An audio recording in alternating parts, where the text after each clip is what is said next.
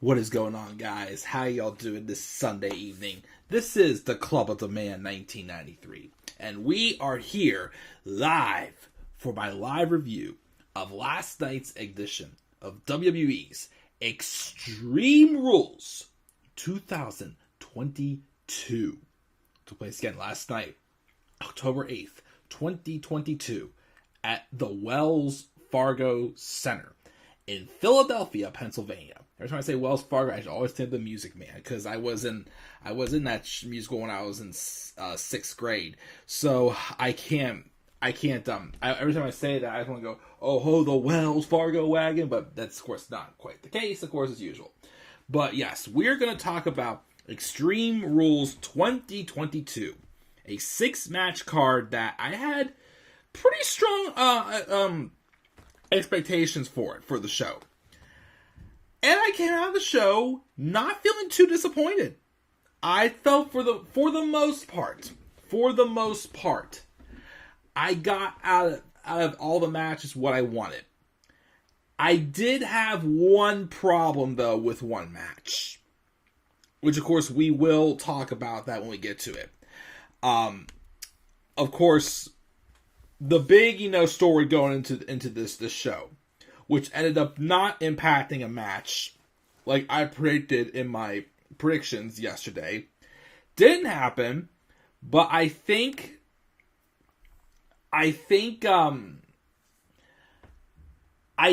though, the way they did it was still outstanding.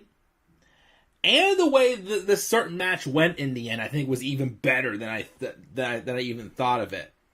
I don't know, when I saw how this certain match ended, I'm like, holy smokes, they really had to go that far to get a Hall of Famer to say, I quit. Well, not that strong, of course, though.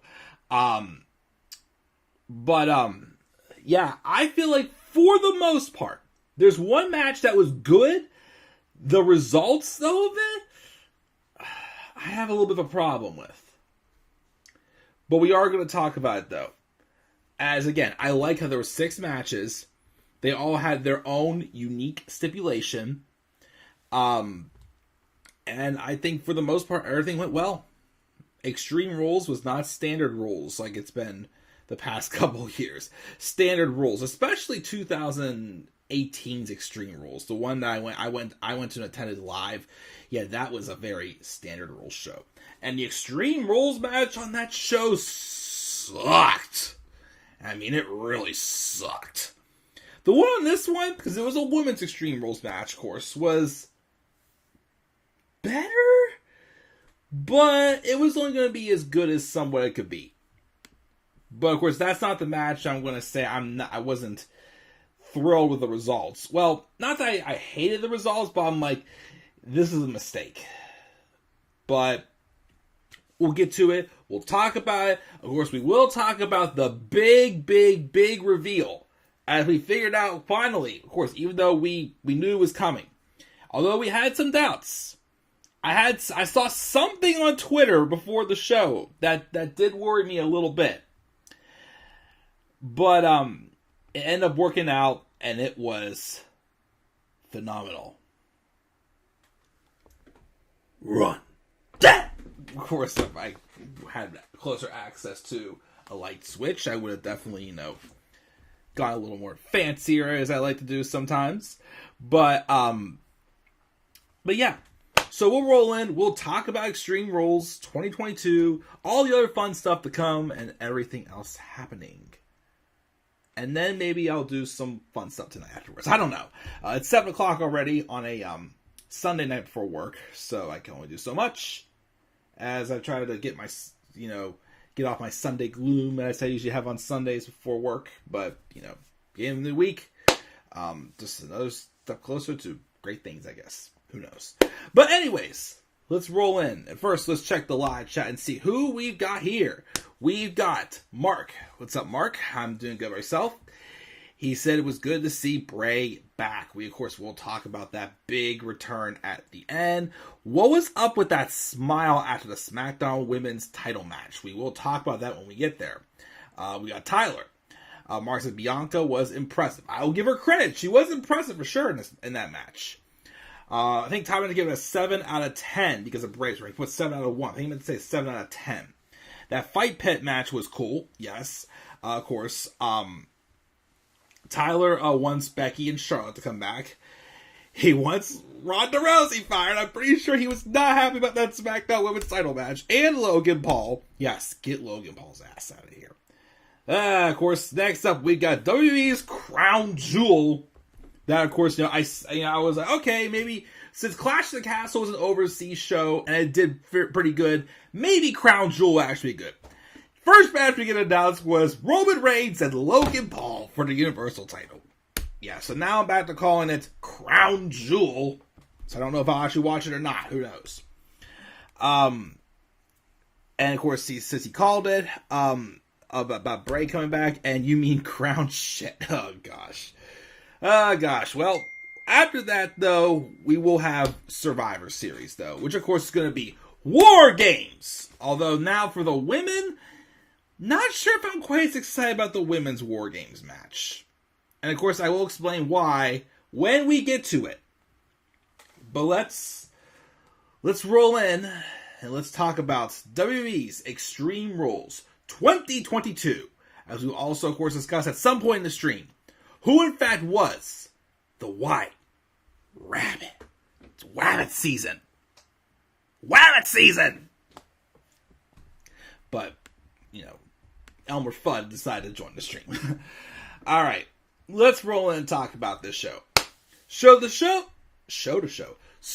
show opened up with, I think, the proper match of the 6 matches to open up on the card, which I did not get the prediction right for too many, well, as far as the card order, for too many of the matches. I think I only had, let me see here, 1, 2, 3, 4 to 6 matches I got the winner correct. And of course, if you want to count the return, the reveal White Rabbit, who thought would be 5 out of 7. Okay, 5 out of 7 I got right. But the order of the matches, not even close. And Robbie One Kenobi actually was joined us live during our live preview predictions yesterday. Did get, of course, hearing who who started the show and who main evented the show. He was correct. But the show opened up with the good old-fashioned Donnybrook match. It was Imperium's Gunther, Ludwig Kaiser, and Giovanni Vinci taking on Sheamus, or as I sometimes say, Sheamus, Ridge the Fridge Holland, and Pete Dunne, Butch. At least he has the look back. At least he has the look back. At least he's wrestling like him. At least he's not gonna gotta give back that name. We got LA Knight back, not Max Stupid. We got LA Knight, back. So can we please just call Butch Pete Dunne again? Please. But this match, as I expected, was outstanding. It was a car crashing, all out brawl. It was basically a 6-man tornado tag match. It was just fantastic. So some great hard hitting. Of course, we got revisiting, of course, of Gunther and Sheamus at times. Everyone else's match had hard hitting stuff.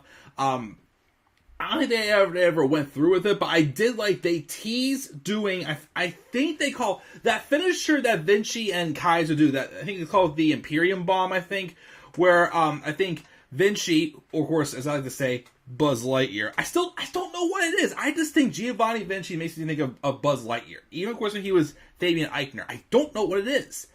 Maybe his head structure. I don't know. I just think Buzz Lightyear. But when I think they had Sheamus up on their shoulders, and and then usually when they hold one Vinci holds the person up on his shoulders, and then Kaiser goes off the top rope, does like a corkscrew elbow, and then of course Vinci does the power bomb. They teased doing that on Sheamus going through a table.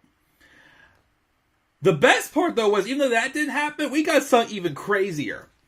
Ever since Triple H took over, I've noticed Sheamus has been doing the Celtic Cross, or the High Cross, whatever it's called, where he like holds the, basically it's a razor's edge, but I think he called it like the Celtic Cross. He did that not just on Gunther.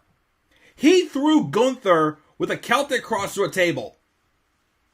Because we've seen him do it that way. Let me see here. We've seen him do it. We've seen him do it that way. We've seen. I think we saw Damian Priest, I think, throw Edge through the table whenever Judgment Day turned on Edge. I think that happened then. But yeah, it was vicious. But there was a lot of great hard-hitting moments in this match. Again, Ridge Holland. Again, the Brawling Brutes went from like a jobbing, like mad whatever team. I'm behind them now. I love the Brawling Brutes. Plus, also you gave Pete Dunne. I mean, not the name back, but his gimmick back. He's wrestling like he used to, and then you have Imperium back, and they're just flat out awesome. I loved it. I've loved this feud. I thought it was gonna be just like a one-off, heel on heel match with Sheamus and Gunther, but no, you've made the Brawling Brutes a likable team. I love when they go fight night, fight night, fight night, fight night. They're just fun. I mean, and then of course I think they did have Sheamus hit the bro kick on Gunther, and I think he was gonna win. I think it was Vinci broke up the tag. And then, there was a couple other good spots I wish I could remember. But I think the match, after Sheamus hit the Celtic Cross on Gunther, he got back in the ring. I think Kaiser was already taken out. Holland and Dunn had Vinci held up. And I think they won after Sheamus hit the bro kick on Vinci. So Imperium get the win, which, I'm sorry, Brawling Brutes get the win, which they deserve it. I mean, I'm glad, of course, they also, didn't pin, well, they could have pinned Gunther. I think he would have been fine. This might set, though, for a third match between Sheamus and Gunther. I don't know. I don't know. I don't know if they're going to put the title on Sheamus, because, again, Sheamus has really, again, I always say, I think Sheamus is someone who's always been a hard worker, a great worker for WWE, but I feel like he just didn't quite get noticed and respected. This view's been one of the best things he's done in his career. So he kind of does deserve a title. And again, the Intercontinental title is the only one he's never won in his career. The only thing is, though, is, as always, I'd rather see somebody else, well, I don't know, though. Like, why not give the title to Sheamus at some point to make him a Grand Slam champion? He deserves it. So if they did do a third match, I would say get Sheamus the belt. Gunther has 2 victories over him. They've already been 2 great matches. I still say, like I said, I don't think one-on-one Gunther and Sheamus is a one-on-one match that technically does not need a stipulation. But if they would do a stipulation, I would say still 2 out of 3 falls. It works for me. Well, I think that's all you got to do. But yeah. So if they want to put the belt on Sheamus, that's fine. But yeah, very hot car crash opener, as I expected it to be. This was an excellent opener, excellent 6-man tag match, an excellent Donnybrook match. So we'll see going forward what happens, as Brawling Brutes did finally get a victory over Imperium. So, we got that. Moving on now to our second match, which may have been the weakest match of the card. Although, I was okay with the results for this match. The other women's title match, we'll talk about it when we get to it. This Extreme Rules match, though, with Liv Morgan and Ronda Rousey for the SmackDown Women's Championship. It was okay. my biggest thing was I like I keep saying, you can tell the way they've booked Liv Morgan as champion since Triple H took over. They were trying to somehow make her reign look worthwhile. But in my opinion, I think it was just one of those things that Triple H was backed into a corner with. He didn't want to do a repeat of Nikki Ash from last year. He didn't want to do what they did with Bayley in 2017. Like, those are two of the worst women's title reigns I have seen in my time as a wrestling fan. And again, I think they just backed themselves into a corner. Because the booking for Liv was awkward. They made her look like delusional. Like the direction, like you didn't want to have her lose her matches. She was still winning matches, even though she still didn't look the strongest in all of them. But you didn't want to have her lose all her matches like Nikki Cross did when she was women's champion. But you also didn't want to book her like Bayley, where even though she didn't win clean at SummerSlam, of course, she had that dusty finish, she still came across as like, oh well, I still got 2 victories over Ronda Rousey. No, it's like the last 2 or 3 weeks, like starting with that match she had with Lacey Evans, how they booked her, I'm like, this is kind of more like it. Like I kept saying, the way they should have booked Liv is how they booked Bayley in 2016, when Bayley was building towards her rematch against Asuka at TakeOver Brooklyn 2. That's how I think they should have booked Liv, in my opinion. This match, though, first off, like, the baseball strikes, which I did like whenever Ronda hit Liv with the first baseball strike, she went, like, she did like a whole Captain Charisma, or someone's watching like, oh, let's go long, let's go far. Like, sometimes, since I'm a big baseball fan, I used to have friends where we would swing, and I think we were taking a practice swing, and we hit the ball, we would drop the bat, and go, oh, still waiting. And it's going past 79. Oh, it's past Cranberry there. Like this crazy things. But I like how Ronda's like, I wonder if Ronda's also left-handed too, because she swung the bat as she was batting lefty, but I'm not thing to judge. But some of those bat strikes, you can tell some of them didn't look like they were realistically trying to literally like brutalize each other. Like I that's the thing. Like too. Like, yes, I get you. You can't really. They don't really want to actually legitimately hurt the other person. But to me, it didn't look like they were trying to literally hurt. They were like, it looked like the swings were kind of easy. The first one that Ronda did on Liv looked hard, but the rest of them, it was like kind of a slow looking swing. The other problem I think what happened was I think there was a botch. There was a spot where Liv Morgan went to set up a chair in the corner. Like, the setup for, push your opponent face forward into the chair, into the turnbuckle. And it looked like she kind of struggled a little bit to set up the chair. And I think, as she was trying to get Ronda there, the chair kind of, popped out and, fell out of the ring. So they were trying to, modify what to do instead. Because they had this... It was probably what was supposed to happen was Liv was trying to do, a backbreaker on Ronda. She's supposed to, from impact the backbreaker, go face forward into that chair, I think it was. And of course, I think, too, Liv had a hard time trying to put a table into the ring without getting the leg in the way. Like I said, it was just a couple little, awkward spots. Like I said, it's just been one of those things where, it's one of the things that Triple H, was picking up the scraps from Vince, that he was just backed into a corner with. The idea, and then of course, eventually the win Ronda won because she got Liv to pass out by just sitting on her, basically trying to put an arm bar on her. And of course, like Mark said, there was a thing where Liv was smiling as she passed out. Why was she smiling? Like when Nikki Cross passed out, there was a match, I think it was TakeOver Chicago in 2018, I think it was. Shayna Baszler and Nikki Cross. The story there was Nikki Cross liked pain, which was a disadvantage to Shayna Baszler. And she smiled while passing out. She's getting what she wanted. Liv Morgan, unless she was like going like all psycho, like saying I love getting extreme or whatnot, it was just awkward. It was awkward, but the right move was made because like one, like again, the match to WrestleMania 39 is Ronda Rousey versus Becky Lynch.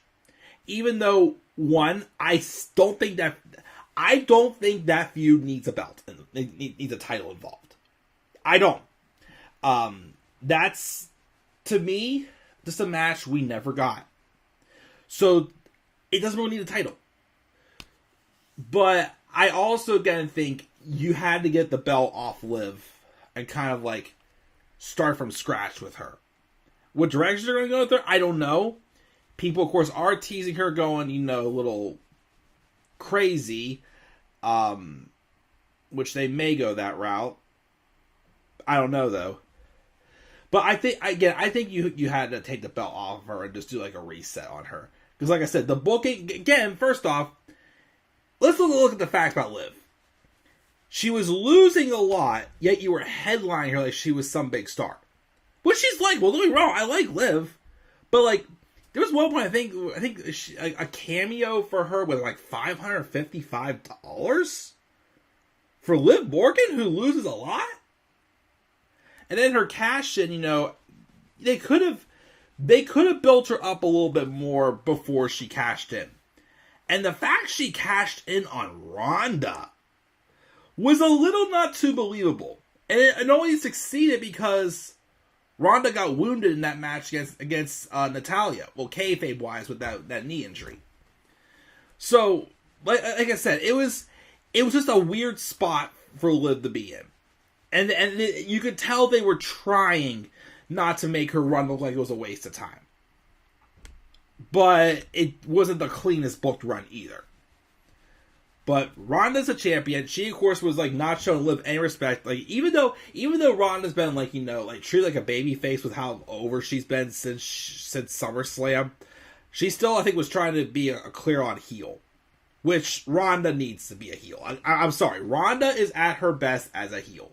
She was a face when she first came back earlier this year. She was phoning the crap in. And like I said, I don't know if it's because, she has a kid now, she has other responsibilities, or, honestly, she's at her best as a heel. Ronda Rousey's meant to be a heel. And a good reason for Tyler to boo her and call her horseface. Oh, boy. But yeah, so this Extreme Rules, I liked it a lot better than the one we got with Alexa and Nia in 2018. That was god awful. That was a horrible match. Of course, actually, that Extreme Rules show I remember had two really awful women's title matches. It was that one, and then I remember when we did our end of the year videos. The worst match of the year was at that show, in my opinion. And it was that Carmella and Asuka match with James Ellsworth inside the shark cage. And as Robbie says, it was like James Ellsworth like a freaking pinata. Oh, God, that match was so bad. Oh, God. The Extreme Rules match wasn't quite as bad, but it was just bad. Like, it was Alexa Bliss and Nia Jax. Oh, God, that was horrible. But yeah, better than that match, but still not the best Extreme Rules match I've ever seen. But they tried. I'll give them credit. They tried. And again, as I keep saying, that's all I ask. Some matches aren't going to work out. But just don't insult my intelligence like you did, Vince McMahon. That's right, I'm talking to you. I know you're retired. I know you're sitting in your home somewhere watching this show and going, damn it, I would never have done this. Damn it, I would never have done this. You can't do it that way. That's not the way it's done. We know what the good shit is. But anyways, there was that match. Then we got to this strap match with Drew McIntyre and Karrion Kross. This was solid. This was fine. I mean, this is one of the matches that I didn't think it was going to blow me out of the water that much. But it was kind of a way to, help give Karrion Kross a rub. It was a strap match. they utilized the strap the best they could, in my opinion. But it wasn't anything like that special, but it wasn't horrible either. The right person went over. Yes, it was weird though having Scarlett help Cross win, as Cross was always able to win on his own in NXT. So that was a little bit odd, but I'm okay with it. Would like to maybe a little bit better of a finish, but I was okay with it. The right person won. It just sucks though that Drew's probably in a tough spot, because I still think they missed out on him not winning a Clash of the Castle. I really think he should have won that. But Cross needed this victory, so he got the victory, but I don't have much to say really about this match, other than it was solid. And then I think there was, before we move on, I'll check the live chat again in a second, but there was a couple segments where Miz was backstage brawling with the, fighting with the, what's it called? What's the name of the mascot for the Flyers? Gritty? I can't remember what his name was. And I guess the Miz after a while thought that it was Dexter Loomis. I think he even beat up the mascot, and of course Dexter Loomis actually appeared behind him, and it turned out it wasn't the case. And I think Miz got taken out again. And he's having a big birthday celebration on Raw tomorrow. Like I said, I'll care more about this feud when they actually kind of go forward a little bit more, because again, we're just going in circles with this Dexter Loomis and Miz stuff. But let's check the live chat before we move on, because that was the first half of the show. We'll get to the second half. What's up, JR? What do you think the first few days for Bray Wyatt? I would say either Edge, the Demon Finn Balor, or Johnny Gargano. That, I haven't even thought about who his first feud should be. Ooh. I'll tell you some feuds I would like to see him have, but his first feud, though, I'm not sure. Whose return was the best, Cody or Bray? I gotta say Bray. We'll get to it at the end. Sheamus should be IC champion. Liv is a joke. Both women's matches on here was awful. And Drew 2022 was also awful, Tower says too. Okay. Moving on now. We're now next going to get to this ladder match. Bianca Belair and Bayley for the Raw Women's Championship in a ladder match. I believe it's the first time on pay-per-view, I think it was, they said that a women's title was defended in a ladder match. Or something like that. The match was fine. The match personally itself was fine. We had a little bit of involvement from Damage Control, but we did have Bianca Belair hit like a KOD with both of them on her shoulders at the same time. I did like the KOD she hit towards the end, with she had Bayley held up on her shoulder, but she also had part of a ladder held up on her shoulder also, and she hit the KOD with Bayley coming down with the ladder coming down too. So that was a unique looking finish. The two did beat the hell out of each other. The problem I had with this is Bianca winning. Bianca had no allies. I thought, my prediction was somebody was going to help Bayley win besides Damage Control. I thought we would get a heel turn from Alexa Bliss or Asuka. Before the match, they showed NXT superstar Nikita Lyons in the crowd. I'm like, oh, maybe she'll get involved in this match or something. I heard rumors of Indy Hartwell being called up soon. But, again, and I like Bianca.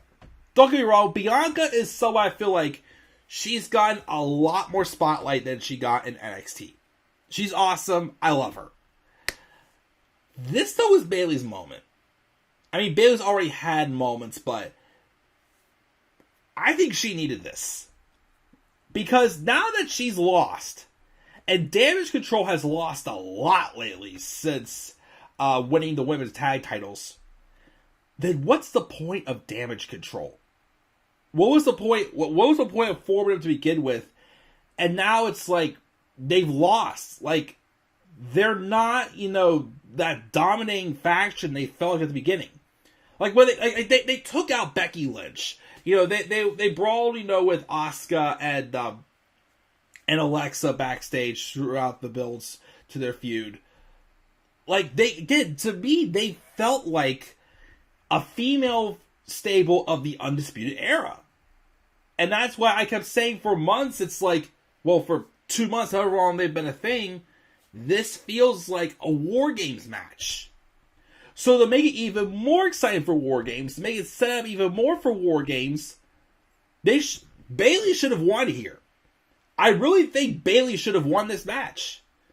But now that Bayley lost, it's like, what's the point of having them go at War Games?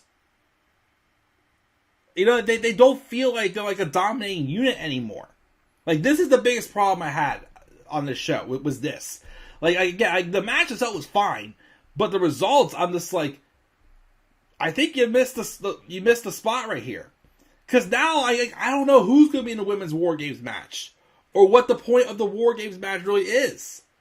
Like, even if you wanted to establish, like, you know, a stronger, like, you know, unit to damage control, this was the match to do it.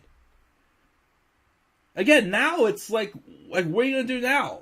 Like, who's gonna fight in the Women's War Games match now? It doesn't feel as exciting because the dominating faction we know is vulnerable. You could beat them. So this was a little disappointing to me. I mean, the match was fine. The results, though, I'm like, because I read a rumor. Here's the thing, too. I feared this would happen because I've heard, you know, first before I get what I've heard, but I look at this card. Only 2 to 6 matches on this card were title matches. And I'm like, okay, obviously one is at least retaining. I feel like you can't get away. I feel like there's never going to be a show where all title matches result in title changes. There are shows we had where there's no title changes, but have we ever had a show where there's all title changes? So I knew somebody was retaining.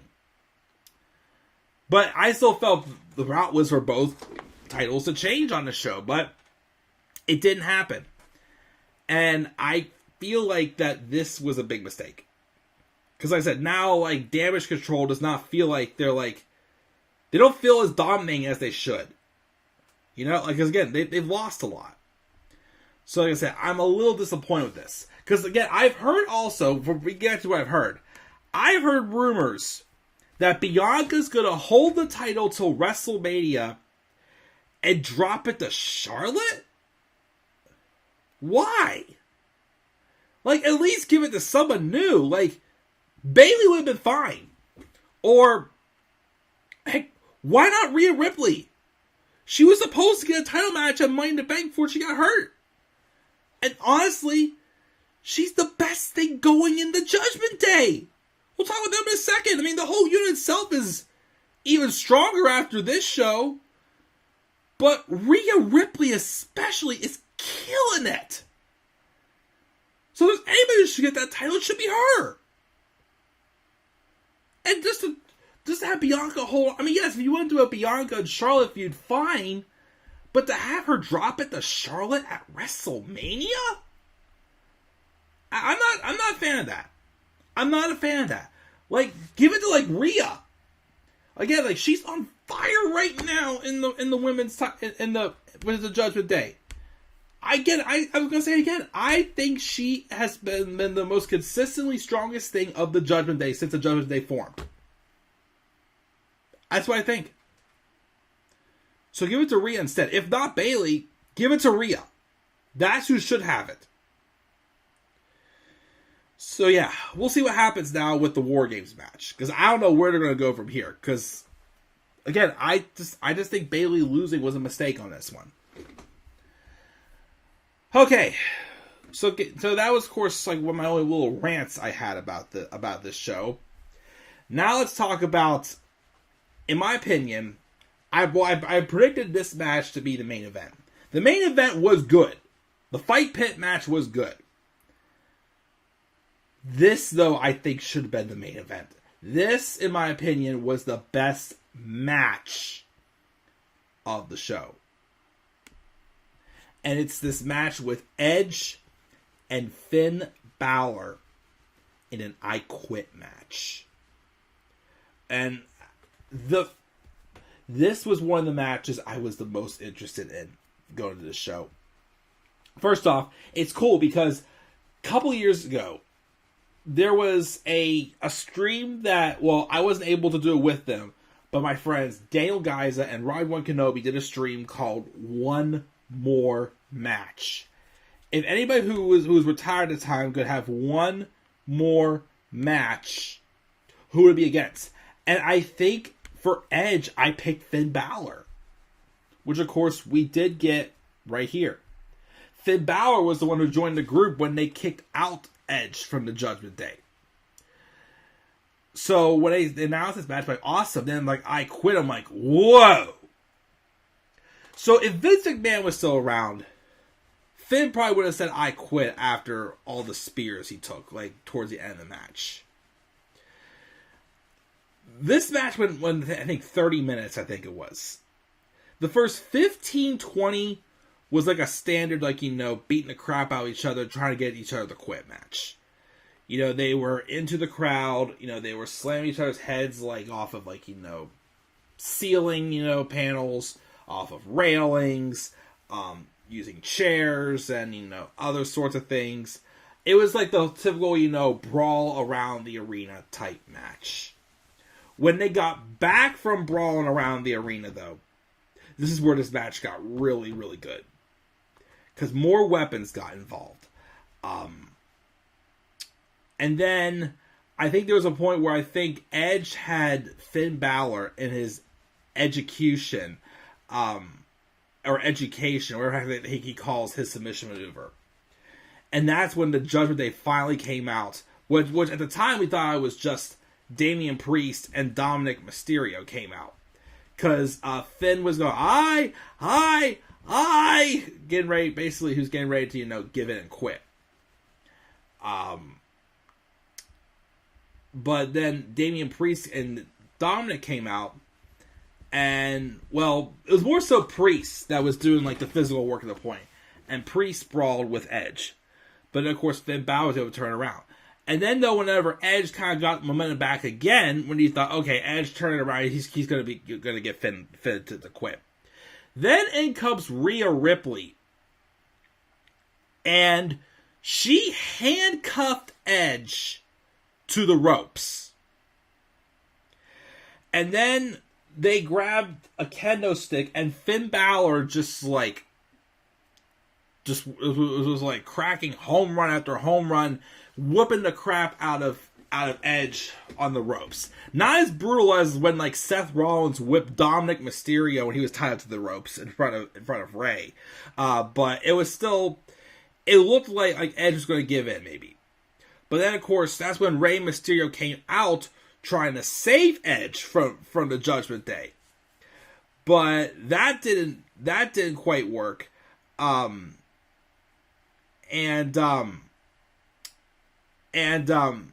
then what happened was I think he was doing good until Dominic got involved, and he didn't just stare down his father. He beat the shit out of his father.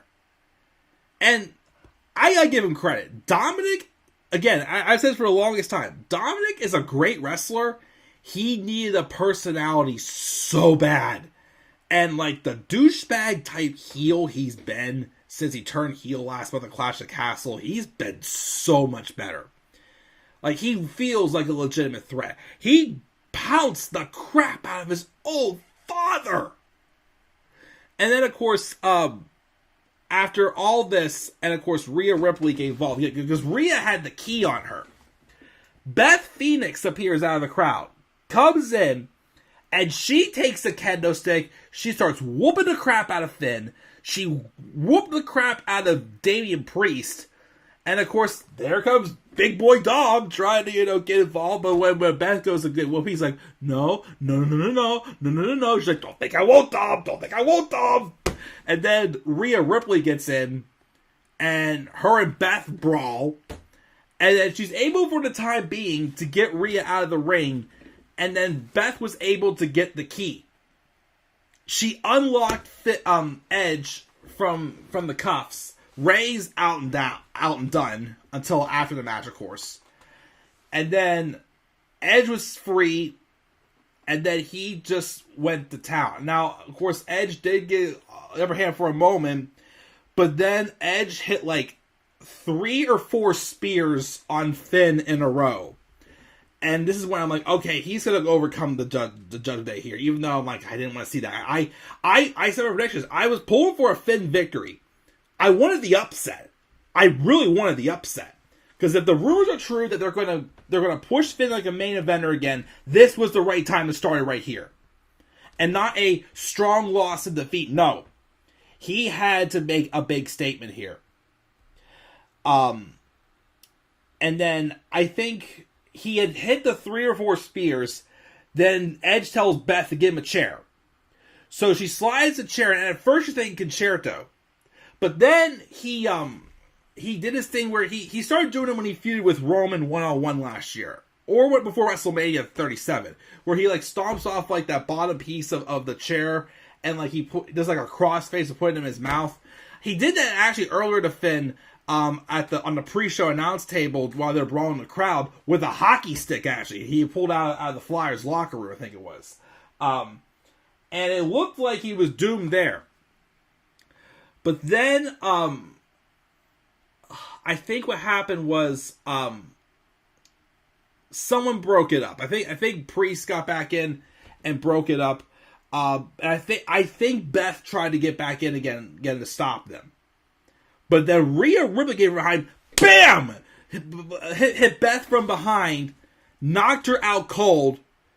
She had the brass knuckles on her. Oh, I also forgot to mention too, whenever Edge got free from the cuff, he also low blow Dom and just pushed him away. It's like, get out of here, basically. But yeah. They Rhea knocked out Beth with the brass knuckles, and then like of course Edge was just like shocked, like how dare you do this to my wife, like he was fuming. But then of course he was just overpowered 3-on-1, and then they held Edge out, and then Finn hit like I think 3 or 4 like 3 straight coup de grace on Edge. I'm like, is that how he's going to quit? And then after that, they basically had the mind like, this is your last warning. And then Edge, in the midst of being all beat up, he goes, go to hell. And then they said, that's it. We're not playing games around anymore. And I didn't even think of this, but this was just brilliant. So Beth was still knocked out dead cold from those brass knuckles. Rhea Ripley went under the ring and brought in chairs. And you're like, oh my gosh, they're going to, like, concerto. Like, when Beth was, when Edge asked Beth for that chair, I thought he was going to try to hit a concerto on Finn. I was also waiting for AJ. I thought AJ was going to get involved in this match, but nope, not happening right now. Didn't happen on this show, no surprise. But they bring in the chairs and they set up a concerto on Beth. And you see Edge just like being held back by the rest of the judges. Like, Beth, wake up, like panting and making him say, this is your last warning. And then they told him, basically they threatened his wife's health just to get him to say, I quit. And it worked. Because when Rhea raised the chair, about to smash it on her head, Edge goes, I quit. What? I quit. Like, obviously, like, a man's wife's health and safety is much more important than a victory in a wrestling match. And not only did Edge say, I quit, not only did Finn Balor get the victory because of putting Edge's wife's health and safety on the line, but Rhea Ripley said, who cares, and still hit the freaking concerto on Beth. And you're just like, holy crap, because the way it was shot, the angle and everything, it was just, it was brutal to watch, but it was just so good storytelling. It made when the Judgment Day first formed, like they were hollow. Now I'm feeling them. And again, I thought they would just dismantle the Judgment Day when Triple H took over and just have them move on to other things. No, they kept them together. Those three together, at least to start with. Finn, Damian, and Rhea, they could do great things together. And they are right now. And this right now, it's like, let's go to war. Like, let's go to work with these guys. I love what I've seen with the Judgment Day, especially, of course, with Dominic taking over, Dominic joining too, and the way they booked him. And awesome, Damian Priest, I'd say Damian's still probably one of the weakest parts of it, but, he's still doing fine. Finn Balor, for crying out loud, is now killing it, but Rhea Ripley, I would still say, is the strongest piece of the Judgment Day right now. But giving Finn this victory here was huge. Like, the story, like, who knows where it's going to go, but holy smokes, was this brutal. I loved this. This match was, like, what I wanted, and then somewhat more. Like, my predictions was, I thought Finn would win because Bray Wyatt would return in this match and be revealed as the new leader of the Judgment Day. This, I think, was better. This was better. They had to go as far as threaten Edge with his wife to get him to say, I quit. That was, oh gosh, the Judgment Day looked dominating. I love this. I loved every part of this match. The storytelling was just great and off the charts. And you made Finn Balor, of course, also look big bucks as well. Again, I still think this should have been the main event. But this match by far was the best match of the show. I loved it. The storytelling was just spot on top. It was a great match. I mean, we probably may get a rematch somewhere down the line where Edge eventually does get his comeuppance, but this was a great win for Finn. And a big victory for the Judgment Day also. So, we have that. And then we have our main event, which was the Fight Pit match with Matt Riddle and Seth Rollins with Daniel Cormier as the special guest referee. This match was also pretty good. It did take a bit for me to get interesting, but I like how we had a couple good spots. Seth Rollins came out with like RVD type gear. And he did he climbed like part of the cage and did like a frog splash from the cage. I think there was I think when they got up to the top panel, like the second floor of the fight pit, I think Seth did a buckle bomb on Riddle going into the steel corner, which probably hurt like hell. He did hit a curb stomp on Riddle, but of course you had to win the match by either submission or knockout. I was hoping for a knockout, but we didn't get a knockout. We got a submission finish instead. I also he didn't hit it. Seth Rollins he climbed the cage just to jump off it to do a modified avalanche curb stomp. Because at Clash of the Castle, he won from doing the curb stomp off the second rope. So he's been pulling out some new moves like that, and of course the submission I thought was great too. So and then I think Riddle hit like a senton off of the top rope, off the top of the fight pit, which was also awesome. And then he got Rollins to tap out to win the match. It wasn't the bro mission of what it used to be, but he still got Seth to tap out. I was hoping for a knockout. I wanted to see a knockout since you don't really see that too often, especially if that was one of the only ways you could have won this match, but it was still great. I also liked how Daniel Cormier was involved, and there was a couple times in the match where both Riddle and Rollins kind of shoved him away. He was trying to break it off. He goes, "Hey, you're not fighting me. You're fighting them." So yeah, he didn't get involved. I thought he would, but I think he still played a good role as special guest referee. But what happened after the match? We all know that, okay, give it to us. Give it to us. We saw 1 or 2 teases tonight. Give it to us. Come on. We want to finally know who it is, even though we know we're expecting who it is. We're anticipating the arrival, the return of this person. Like, come on. Come on. So, of course, for one of the first times, I think, on the main roster, they did hold up, like, the little, like, graphic, like, at the end, like, the copyright graphic thing before they go off the air. Like they used to in NXT. But, of course, this time they're on the main roster. And in a great fashion, too. The lights went out as Cormier and Riddle were on the ramp. And, of course, first thing we hear is Michael Cole go, Corey, are we still live? And we see everybody immediately in the crowd, which was a sellout crowd by like 13,000 people, with all these lights, because they wanted to be the Fireflies again. And then immediately we hear, he's got the whole world in his hands. It's like, he's here. And it went on for like a good like 2 or 3 minutes.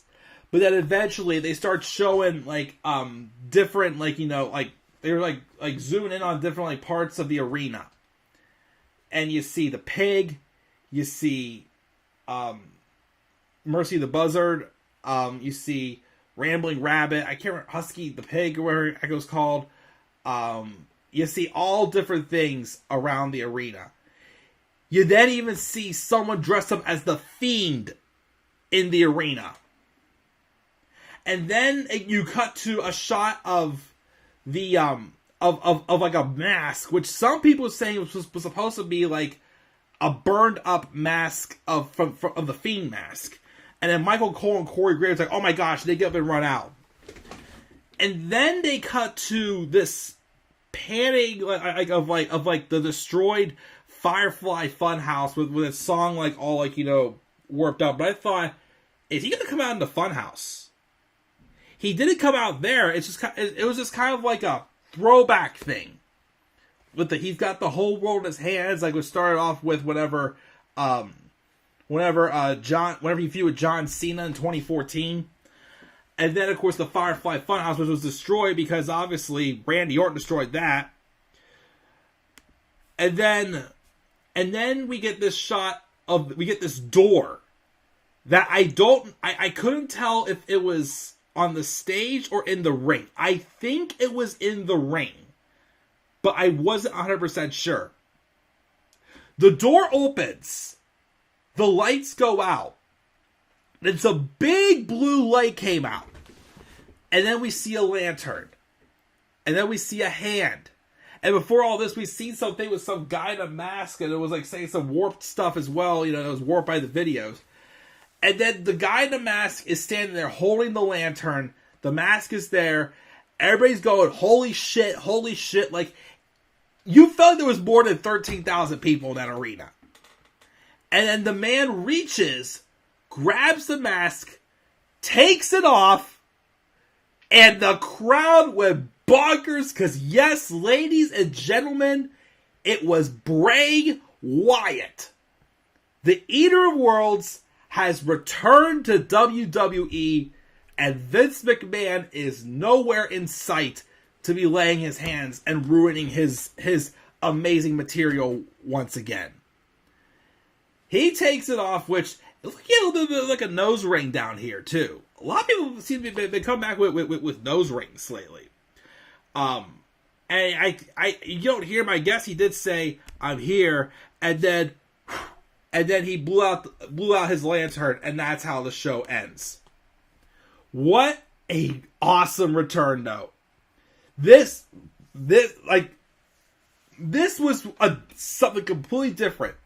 They didn't do much vignettes. They did stuff off camera to hype up this return. Like the QR codes that we would scan. The whole White Rabbit thing. Like social media. It was it was different, and I loved it. And then just to have, the return, again, easily made Bray feel like one of the biggest stars in the industry. This return was just outstanding. Now, before, of course, I even mentioned more of what I hope for Bray, I got a little concerned because I read a rumor the other day. People were saying that Ryback was going to be the White Rabbit. Other than a catchphrase of feed me more, I don't know if I really ever want to see Ryback wrestle in the WWE again. But I thought, and then so the reason why I didn't get to watch last night was because I was with my fiance and she didn't have internet. So I really couldn't watch the show last night. But I was able, when I was in an area that when I was in an area that did have internet though, I was able to look on Twitter. There was a photo that Ryback posted on his Instagram. It was a photo with him and Dolph Ziggler, and it said Wells Fargo Center with the location. And I had read rumors about Ryback being the White Rabbit. And on his social media, he had an emoji of a white rabbit in his name. But of course, he would then post on Twitter, I guess I'm not the White Rabbit. So he tried to have a little bit of fun with us. But yes, Bray Wyatt has returned home to WWE. And I'm going to be honest here. I'm not saying he should be the one to dethrone Roman. If there's anybody, you can argue Braun Strowman, yes. But if there's anyone that I feel like was been overused a lot, besides, Cesaro, at least they gave Bray Wyatt shots. But Bray Wyatt, despite getting his opportunities, was still someone who was very misused. And a lot of times because he ran into Roman Reigns. As I thought would happen. Back whenever Roman Reigns got his, shoved down the throat superhero babyface push. Roman Reigns, Bray Wyatt held the title before Roman took the title. Which, of course, Roman pinned Braun. Roman never pinned The Fiend. I still think it should be Bray who dethrones Roman. That's what I think it is. I know a lot of people want Cody. I'd be okay with Cody dethroning Roman. But it's got to be Bray. It's got to be Bray. You don't want to... Again, you've brought him back. You've done how many different things with him. And every time you screwed it up. A guy that has had, a good career could easily have a legendary career. Could have easily been the next Undertaker. And you've screwed him up how many times? Now Vince is gone. There's no excuses. Now you can actually make him into the Hall of Fame star he's supposed to be. So, I think the best route to go again is to have him be the one to dethrone Roman. I don't know if it'll be right away, but I think he should be the one. As far as who else he should feud with, well, I definitely like to see him and Karrion Kross feud with each other. That'd be a good feud. Him and Drew have never had a feud? I don't think so. I don't know about Riddle, maybe. Not him and Randy. They've had too many feuds. They've not gone well at all. But there's a lot of people, looking forward to seeing Bray Wyatt feud. Heck, this Bray Wyatt, I've always wanted to see the match with Bray Wyatt and Brock Lesnar. Now that Triple H is in charge, I want to see that match more than ever now. Because now I have the faith that they would actually put Bray over. Because they almost did it for WrestleMania 32. But then they changed it to Brock and Ambrose. And all the matches changed. But I'm pretty sure Brock would have won that match. Now is the time Now is the time, though, to really like make him feel legendary. So you can give him the title, or you can give him, a win over Brock Lesnar. You gotta give him something big to get that legendary status. So I think at least one of those two things needs to happen. Whether he's the one to dethrone Roman, or he's the one to beat Brock Lesnar. So we'll have to wait and see. Oh, wait. I had a graphic right. I made a graphic for him and everything, and I just talked about my thoughts on Bray, and I didn't show the damn graphic. Oh, well. But I don't know if Bray's back as a face or as a heel. I mean, he did go on Twitter and acknowledge that he missed us. And by the pop he got, I would think they may go with him as a babyface. Maybe as the Eater of Worlds or something completely different. But we'll wait and see.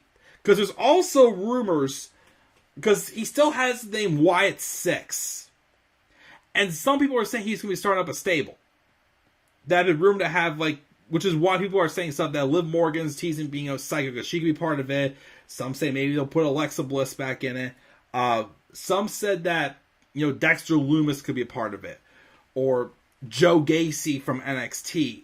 Or there's rumors of Bo Dallas coming back now. Which, if you're not doing the whole Bo leave stuff, put him in the stable with his brother.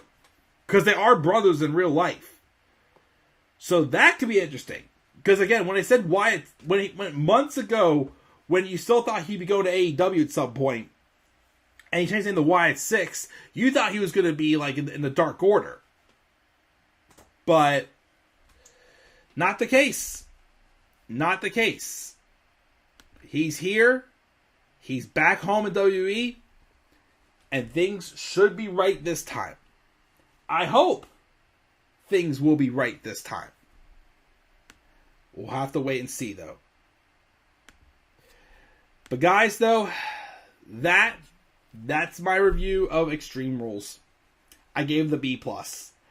Again, match of the night, no doubt about it to me, was Finn Balor and Edge in the I Quit match. Like I said, the biggest downside again was I feel they made a mistake not having Bayley win the women's title, because that hurt Damage Control. But of course, the biggest talking point of this, show for sure was definitely Bray Wyatt's return. And I'll be watching Raw tomorrow, looking forward to seeing where he goes, because I'm pretty sure he'll be appearing on Raw tomorrow at least. I don't know if he'll be. Then again, because there's still people floating back and forth between Raw and SmackDown. We'll see where it is, but yes. But yeah, that's Extreme Rules. Despite some of those little things, like I said, with Bayley not winning, the botches and the madness of the Extreme Rules match, I gave the show a B+. If it wasn't if Bayley would have won, and maybe that Extreme Rules match was a little bit more cleaner, I probably would have given the show an A- or an A. But yeah, so awesome show. I pretty much got out of it what I wanted. Now I'm excited to see where we are going forward. Not excited about Crown Jewel and Roman Reigns and Logan Paul, but there's still things to look forward to. Survivor Series could still be good. Yes, I've lost a little interest in the women's War Games match because of, Damage Control's booking lately, but there's still a ton of more things to be excited for in WWE, and it feels so good to be saying that again. But we definitely had the biggest return so far of this new era with Bray Wyatt coming back and being revealed as a White Rabbit. I see there's some stuff going on in the live chat. Let me check the live chat and see what we've got here. I think we were here at Tyler saying I would rather have Asuka as Raw Women's Champion and Charlotte as SmackDown Women's Champion. He hates I Quit matches and strap matches. He wants the Judgment Day to end. He's sick of the this Edge should have won this match, he thought. And we've got Dakota saying that Bray is the best return of the year. That's true. All they did was piss Edge off more. He will concerto all of them, and Ray will snap on Dom. Eventually, yes. Eventually, Ray will snap on Dom. But I think they're pushing that out till WrestleMania, which that will be awesome. And again, if Dom keeps improving, that's going to be an awesome match. Bray has the best return this year. We got the head of the table in the house. What's up, head of the table? He said, "Hey guys, let him in." Everybody's saying, "Let me in." Head of the table says, "I feel so bad for Liv." Like I said, I like Liv. I'm glad, like her moment of winning the title at Money in the Bank was awesome. Like I keep saying though, it was just one of those things that Triple H was backed into a corner with. He tried his best to avoid having Liv have a poor reign. Unfortunately, there was only so much he could do, and he couldn't really get around it. Dakota doesn't think Bray needs the world title.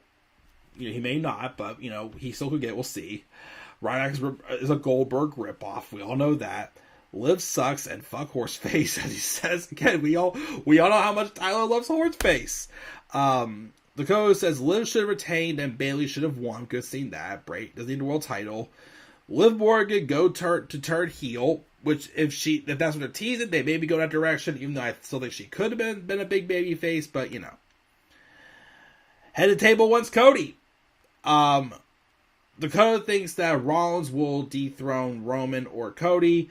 Bray is a wrestler. He is like The Undertaker or Kane. They could be a superstar without being in the title picture, which they could.